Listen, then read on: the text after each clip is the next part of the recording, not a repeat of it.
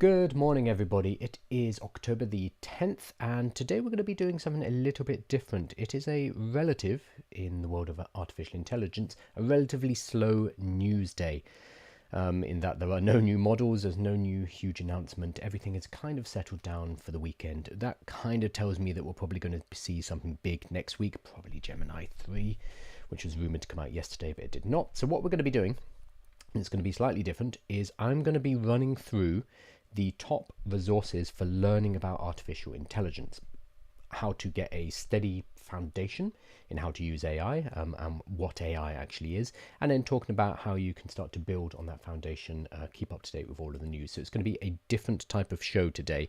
I've still got the live audience, so very much will be answering questions as well, but just be aware that we're not going to be going through the news as we would normally, because there's nothing very interesting, and instead we're going to be walking through some learning resources, and I'm going to be going kind of step by step through things that I've found very useful in my journey and that I've recommended to other people and they've found very handy as well. Hello, Helen. Good morning. We're doing something slightly different today, Helen. We are going through learning resources, which I think will be an interesting change, but I'm sure everyone will tell me if I'm wrong. So let's hop in. What we're going to do is we're going to start with some like interesting, fun videos and then kind of move on to more academic, more complicated topics as we go on, and then I'm going to loop back and talk about how you can keep up to date with what on earth is going on in artificial intelligence. So first up, a couple of videos that I just recommend from YouTube, just explaining where we are with artificial intelligence right now. So there's a handful. I would say Casually Explained is fantastic. Silly. It's most of these are humorous, these early level videos, but he talks about the different types of AI. So narrow intelligence, general intelligence, and super intelligence, which is a distinction that a lot of people still mix up. And he does it in a very humorous way, and I highly recommend this video and indeed all of Casually Explained's videos. The next one is going to be Exerbia. I've never actually said it out loud. I assume Exerbia, which is similar. This is talking about consciousness in artificial intelligence. So again, these are kind of popular approaches talking about AI, talking about how they're going to impact society and kind of some of the philosophical questions around them. They're not necessarily practical, but they're very, very interesting. So how will we know when AI is conscious? By Exerbia. And again, with Exerbia, a lot like Casually Explained, all of their videos are pretty good if you want a deep dive into a topic whilst it's still being very humorous and entertaining at the same time. From there, we're going to go a bit deeper. I would actually recommend starting. I've got the book here somewhere.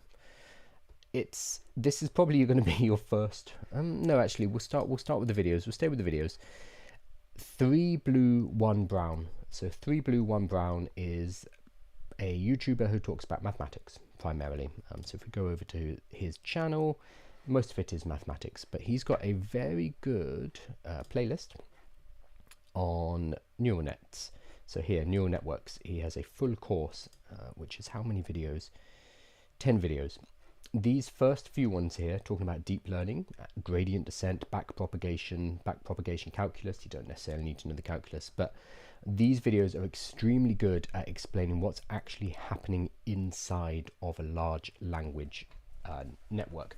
At the same time, if you want to get a bit deeper, I would also have a look at this book. So this is How AI Works by Roland Knussel, I'm not quite sure how you say it, which starts to look at how large language models work. But as you can see, it's relatively thin compared to a lot of technical books, and he keeps the language light. So I'd recommend looking at 3 Blue 1 Brown, the neural networks course. Again, these are like 20-minute long videos. They go into the mathematics, they touch on the mathematics, but without you having to do the mathematics yourself. And the mathematics behind these large language models is not that complex. There's some kind of linear algebra, there's optimization, so calculus. Again, if you haven't covered any of this stuff, it doesn't really matter, because these videos will explain what they're doing and why they're doing it. And for the most part, you're not going to be, well, and you're never going to be handwriting differential equations in order to work with AI. It's just having a kind of intuitive understanding of how they're working. It's useful to know a little bit about the mathematics. So this series in particular is fantastic for that. Can I save this, Kyle, and come back later? I need to pop out. I don't think you can save the TikTok, but it will be available on YouTube.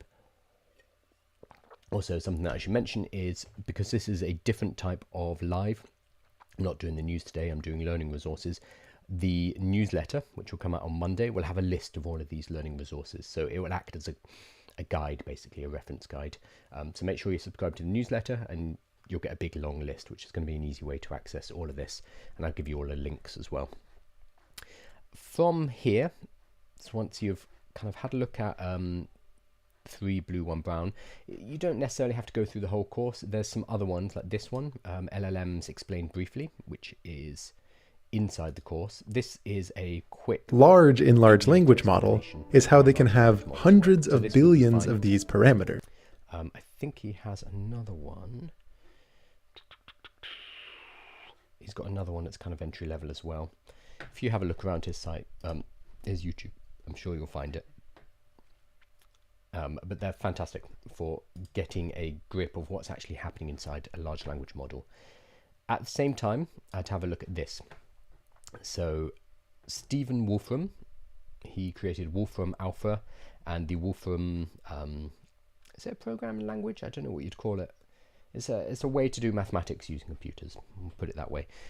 It's available on Amazon, so I have a printed copy of it because it's kind of nice to have, but the whole book is available on this one page as well.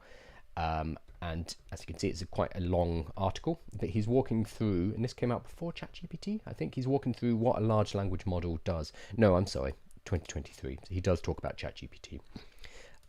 This came up before like GPT-4. I might get the chronology wrong, but this was when GPT 3.5 came out and people were like, oh my God, what is this? This article dropped, and it's a really good explainer because Stephen Wolfram is very good at explaining technical and mathematical concepts in layman language. So you can start off, it gets more and more complex. So if we get to the end, it's you know, the stuff about multidimensional space, etc. But he does talk through it in a way that makes it very consumable. Even if you don't have a background in mathematics, it just might take a bit of time to work through it. I would say with something like this though, because ChatGPT has such a good knowledge of this particular article and this particular short book, you can actually ask it. You can say, hey, I'm reading Stephen Wolfram's What is ChatGPT Doing? And I don't really understand this part. And ChatGPT will be able to help you with it. So you can use this as a framework for learning. This gives you the content, but you can also talk ChatGPT to kind of work your way through it. If you work through these kind of resources, which take a couple of weeks, you're going to know more about large language models than 99% of the people out there. For most people, it's magic. You will also, and I think this is the important takeaway, you'll realize it's all mathematics. So when you see posts about people, you know, getting having emotional connections with their models, or starting to think the model is conscious, etc., you will know where this is all based from, and it's based from the mathematics. And yes, there are emergent properties, but you know it's basically just numbers and being tumbled around in a machine. And I think having that strong foundational knowledge of how these things work is really useful when it comes to cutting through a lot of the nonsense out there. So, hi, I'm a software engineer and have been using AI to help me write certain pieces of code. Awesome. Copilot and Gemini. Copilot Microsoft. Definitely check out Claude if you are coding, because Claude is very, very good at code in particular. Okay, so, with this one you can order the book as well. Let's see how much it is. I'm sure it's like $15 or something, £10, and it's kind of worthwhile just because you have a paper copy, you can make notes. It's one of those kind of books. What other books do I have here? I'll talk about them in a minute. Okay, now one of my favorite, Karpathy, Andrej Karpathy. So there are going to be these 3 videos. They're not short. They are not short, so be aware of that. There's a 1-hour talk, which is his shortest version, which is a condensed version of his 3.5-hour talk, a deep dive into LLMs like ChatGPT. I would highly recommend just watching them all. It's going to take you, God, what is that? 8 hours. I did it all on a treadmill. So because he's a very good explainer, and he's explaining the mathematics, he's explaining how these things work. It's just a long topic, basically. So definitely check out all 3 of these general audience videos. So 1 hour talk, intro to large language models. The 3.5 hour talk, deep dive into LLMs, is fantastic, really good. And then the other one is how to use LLMs, which I think is his most recent one, yeah, which is a bit kind of more high level. But the deep dive into LLMs like ChatGPT, which is unfortunately 3.5 hours long, but if you chunk it up, you'll be able to get through it. That one in particular will give you a very intuitive understanding of what is going on inside of these. So I highly recommend that. I know it's long. I know it's very long. So find something to do while you're, listening. And if you get through that video, you will know, again, more than everybody out there. He also has some other playlists. This goes into a lot more detail. So he has a neural network course. This is much more technical. This is if you actually want to start building and deploying models, which for most of us we do not need to do. So this. Hello, my name is Andre, and I've been training deep neural networks for a bit more than a decade. And in this lecture, I'd like to show you what neural network training looks like under the hood. So in particular, we are going to start with a blank Jupyter notebook, and by the end of this lecture, we will define and train a neural net. And you'll get to see everything that goes on under the hood and exactly sort of how that works on an intuitive level. Now, specifically what I would like to do is I would like to take you through the building of Micrograd. Now, Micrograd is this library that I released on GitHub about 2 years ago, but at the time I only uploaded the source code, and you'd have to go in by yourself and really figure out how it works. So in this lecture, I will take you through it step by step and kind of comment on all the pieces of it. So what is Micrograd and why is it interesting? Cute. Micrograd is basically an autograd engine. Autograd is short for automatic gradient. And really what it does is it implements backpropagation. Now, backpropagation is this algorithm that allows you to efficiently evaluate the gradient of some kind of a loss function with respect to the weights of a neural network. And what that allows us to do then is we can iteratively tune the weights of that neural network to minimize the loss function and therefore improve the accuracy of the network. So backpropagation would be at the mathematical core of any modern deep neural network library, like say PyTorch or JAX. So the functionality of Micrograd is, I think, best illustrated by an example. So if we just scroll down here, you'll see that Micrograd basically allows you to build out mathematical expressions. And here what we are doing is we have an expression that we're building out where you have 2 inputs, A and B. And you'll see that A and B are -4 and 2, but we are wrapping those values into this value object that we are going to build out as part of Micrograd. So this value object will wrap the numbers themselves. And then we are going to build out a mathematical expression here where A and B are transformed into C, D, and eventually E, F, and G. And I'm showing some of the functionality of Micrograd and the operations that it supports. So you can add 2 value objects, you can multiply them, you can raise them to a constant power, you can offset by 1, negate, squash at 0, square, divide by constant, divide by it, etc. And so we're building out an expression graph with these 2 inputs A and B, and we're creating an output value of G. And Micrograd will, in the background, build out this entire mathematical expression. So it will, for example, know that C is also a value. C was a result of an addition operation, and the child nodes of C are A and B, because and it will maintain pointers to A and B value objects.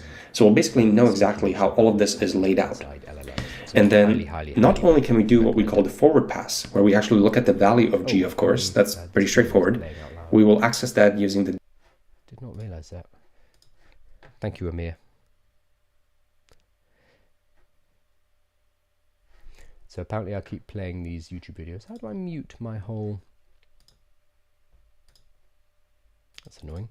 How do I mute my whole browser? So that's going to be an unpleasant experience on YouTube. I'm sorry about that. I'll probably film this clean one day as well. I just wanted to run through them. Thank you, Amir. A quick plug for my own site, so AI with Kyle. So I have a huge catalogue of, apparently about 700,000 words I've written on using AI, but specifically using AI for business. So like how to actually make money with AI. There's a whole short course about that, and that's all free. So AI with Kyle, if you want to start to use AI on a daily basis, especially for entrepreneurial ideas. Okay, I think I've sorted out the. I'm going to close down these videos, otherwise they might keep playing in the background. There we go. Right, let's move on to the next one, which is a bit more serious. So, deeplearning.ai is fantastic. This is where you go if you want to start to get a structured course of learning for artificial intelligence.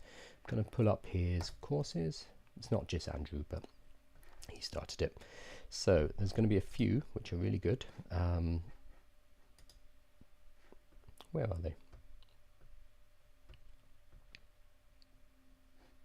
Where have they gone? They've disappeared. Short course.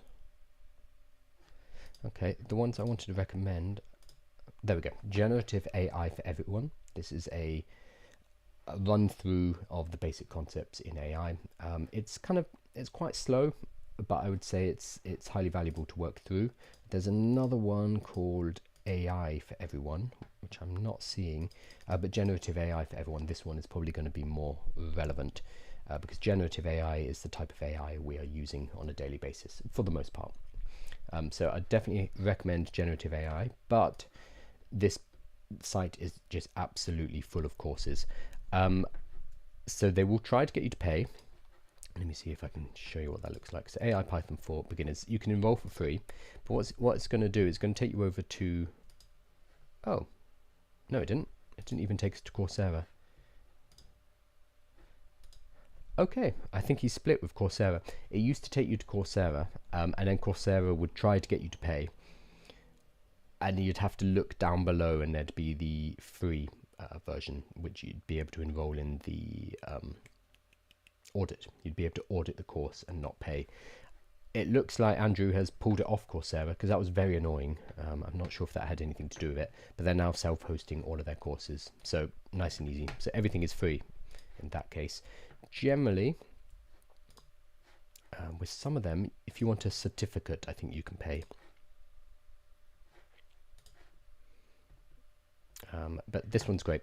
So deeplearning.ai is where you go if you want a bit more structure in your learning, because these courses are, for example, this one is 10 hours, so it's going to take you a bit of time to work through. And the one I'd highly recommend starting with is generative AI for everyone. So we can have a look. Where's the curriculum? So week 1, introduction to generative AI. What is generative AI, etc., etc. Week 2, generative AI prompts. And then talk about pre-training, fine-tuning, RLHF, etc. So it kind of goes through the workflows of how you would deploy an AI, generative AI in work and life. So it's kind of a high-level course. Definitely well worth checking out.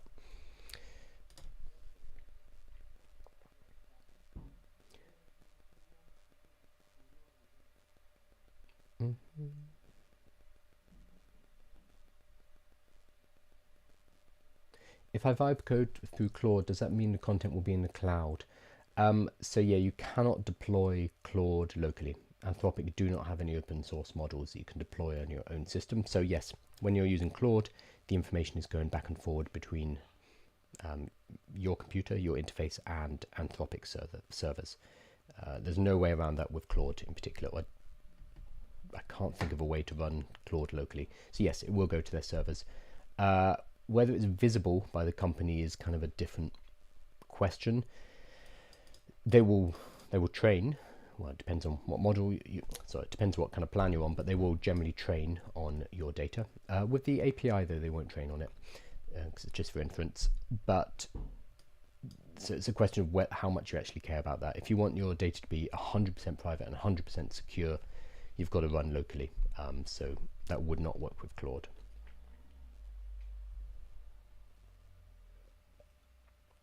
Yeah, if there's private content you don't want to leak, then you can't use Claude, unfortunately.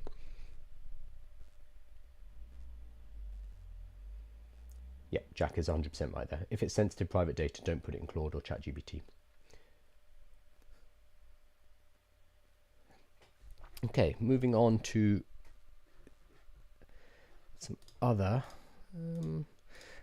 Actually, first I wanted to highlight this, Anthropic's Academy, which is relatively new. OpenAI also have an academy. But I would say the OpenAI Academy is not very good. It's all over the place, whereas the Anthropic Academy is a lot more focused. So I'd recommend it. So it's just kind of hard to find anything in the the OpenAI Academy. So it starts with managing FOI, freedom of information. Is that freedom of information requests with custom GPTs? Okay, that's highly specific. So you have to kind of really search around to find the stuff that's useful. I'm struggling to find it at all. Maybe it's up here. Content. Okay, so you go to the burger menu and then content from the homepage, and then there's some more broad ones like ChatGPT fundamentals, prompting, etc. But it's generally a mess. I don't rate it very much. Whereas the Anthropic Academy is a lot more systematic. So this is going to be a better way to find a pathway through learning. So it has build with Claude, Claude for work, Claude for personal. You can click on there, and then it would literally just have here are all the lessons you need to work through. So it's much simpler. So I'd recommend the Anthropic Academy over the OpenAI Academy personally. Okay, let's say you're getting deep into this stuff now. You've watched all of Andrej Karpathy's stuff. You've done a couple of courses on deeplearning.ai. Maybe you've put together a local model just to play around with on your computer, and you want to learn more about what on earth is going on, and you want to go deep dive it. So there's something called the AI Canon, and it comes from Andreessen Horowitz. So it's at a16z.com, or Z, they'd say. This basically has a list of all of the most important research papers for you to kind of work through to understand what's been happening with the history of AI. I would combine this with something like, actually I'm just looking at the books I've got down here. Actually no, there's no need to complicate it. So it had things like Software 2.0, which is by Karpathy. Again, this is just a short article. This is not a full academic paper. It has got What is ChatGPT Doing and How Does It Work, which we talked about briefly, by Wolfram Alpha, Transformers Explained, something about Stable Diffusion, so that's for images. And then it walks through step by step the kind of the seminal articles and the seminal papers connected to artificial intelligence. It also has free courses. So, for example, the Stanford course. This is Andrew again, so this is deep learning. Andrew teaching machine learning, so that is going a bit deeper, but everything is available here. References, books, and it's a very deep and detailed reading list. There is also, and I'll put this in the newsletter, so you'll be able to access everything. There's an Airtable that somebody's put together that has all of this in it, so you can kind of make a copy into your own Airtable, and you can turn it into you can kind of tick it off when you've read it, etc. So this is a very nice way to access all this information. Would be fun to kind of build an application around this, huh? To convert this whole AI canon into a web app or an app. That'd be fun. So this I highly recommend. Obviously this is a lot deeper. I've seen some people recommend this as a starting place. Nope, not at all. Start with the basic stuff that we covered earlier. Warm yourself up and then have a look around the AI canon, and honestly the stuff at the beginning, so the foundational learning about neural networks, backpropagation, etc., and the gentle introduction, that stuff is going to be the most important, and then when you go further down it just gets more and more in depth, and you don't necessarily need to know that stuff unless you are getting into machine learning, unless you are starting to build your own models yourself. But it's up to you. You go as deep as you want to go.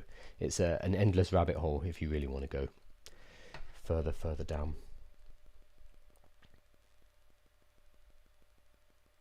Have you discussed agent kits, the agent builder? I discussed it on Wednesday. I'm not very impressed generally. When they said, oh, by the way, we built it in 6 weeks, and was it 80%? 80% it was AI code. When they release that, it's like, yeah, that makes sense. It's fine. I do not know who it is for. So it's in this weird place where it's not simple enough for a complete newbie to open up and be like, oh, cool, I can build workflows with this. And then it's not technical enough. So people who are actually building this automation and agents, they don't want to do drag and drop node-based design. They're not using N8N, they're not using Zapier and Make.com. They've moved on to the next level. So they've kind of dropped it into a weird position between the very beginners and the people who are actually building agents. So I don't know who it's for. Yesterday I was on a call with Google. So Google Opal, which is, they fall into a different part of the market, but Google Opal have done a really clever thing where you can build workflows and you can build mini apps using Google Opal, but it starts with chat. So it starts with you saying, hey, I want to build an application that allows me to make memes based off these images, and you explain to it in natural language what you want to do. And then it will build the workflow, and it will build the nodes in the same way that N8N, Zapier, or Agent Builder do. But it starts with chat first and foremost. I don't know why ChatGPT or OpenAI did not use a chat-based interface for their agent builder, because by doing so, they would have made it accessible to people. But instead, they fall into this weird middle ground where I just don't know who it's for. It's also a bit buggy as well. So I think N8N, etc. are safe for now. But I'm very interested to see what happens with Opal. So I'm on a kind of a testing panel with Google for Google Opal. So once I play around with it more, I will report back. But so far, it's kind of cool. It makes it a lot easier for people who have no idea what a node-based workflow should look like. It makes it a lot easier for them to build workflows.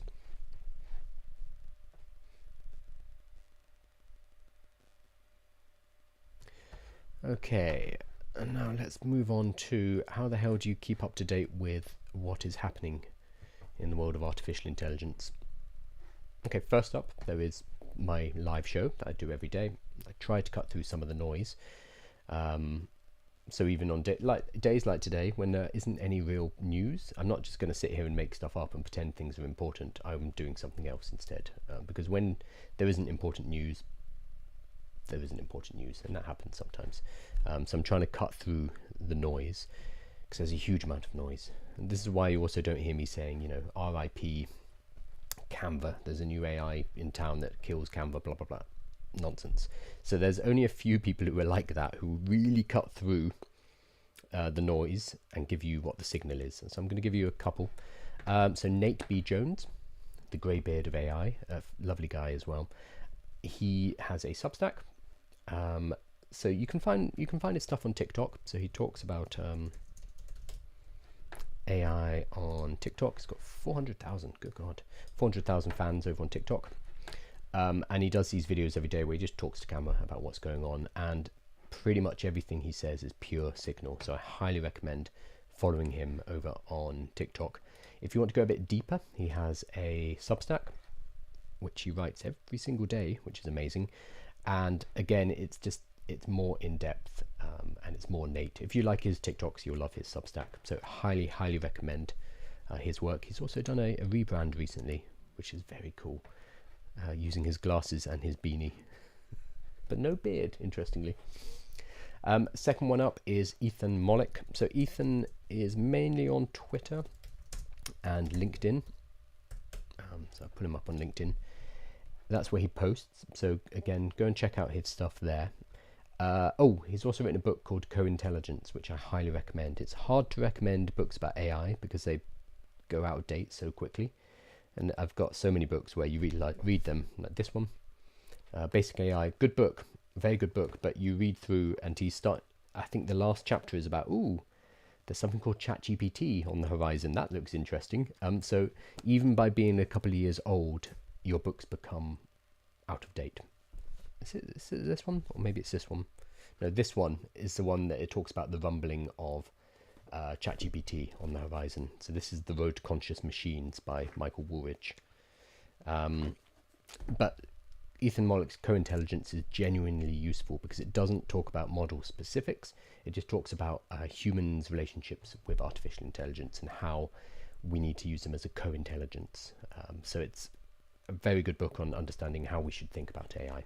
So he also writes on Twitter and on X, and he has a Substack, which I've now lost, called One Useful Thing. He publishes less frequently than Nate, I'd say once a week or so. But again, very, very high signal to noise ratio. So those two I'd highly recommend. For the news, my favorite is Rundown. So the Rundown AI, which is run by Rowan Chung. So it's, I mean, there's lots of AI newsletters out there, including my own, but the Rundown AI is probably the best. So I'd highly recommend subscribing to that. And then, as I mentioned, there's also mine. So I think the Rundown is interesting, but it's quite, it doesn't editorialize. So it's relatively dry. It'd just be like, here's the information that you need to know. Absolutely fine. So my newsletter, I try to give a bit more perspective and call people out when we know that they are marketing and we know that they're being cynical. Like the Sora, the fact that Sora launched and it's the most popular app ever, I think, in terms of speed, and it beat ChatGPT to become the most downloaded app in 7 days.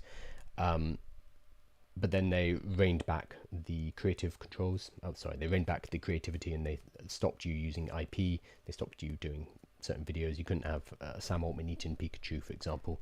And now they've been review bombed down to 2.9. So this kind of stuff is reported on the Rundown, but it tends to be a bit more the facts only, whereas I'm happy to call out OpenAI for being cynical and knowing exactly what they were doing, which is build up a viral moment and then lock it down once it becomes legally problematic.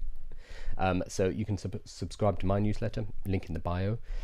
I'm going to be in the Monday issue compiling all of these resources. So the resources that we talked about today will appear in order. I'll make it nice and easy to get through inside of the newsletter. So use it as your reading list moving forward. And also for the newsletter, if you sign up today, it's free. Again, tomorrow I'm launching in beta test my Vibe Coded app. Today's actually my final day of building it. I've had 30 days to build an application and launching it. So it will be launched on Saturday. So if you want to get access to that free as a beta tester, make sure you are subscribed. Awesome. So today was a bit of a different day. It sounds like the audio from the YouTube is going to be wrecked by playing YouTube videos. It is what it is. Sorry about that, everyone on YouTube. That's going to make it fun to transcribe. Oh well. So I'm going to finish up this stream and I'm going to start my second stream where I'm vibe coding, and it's the final day.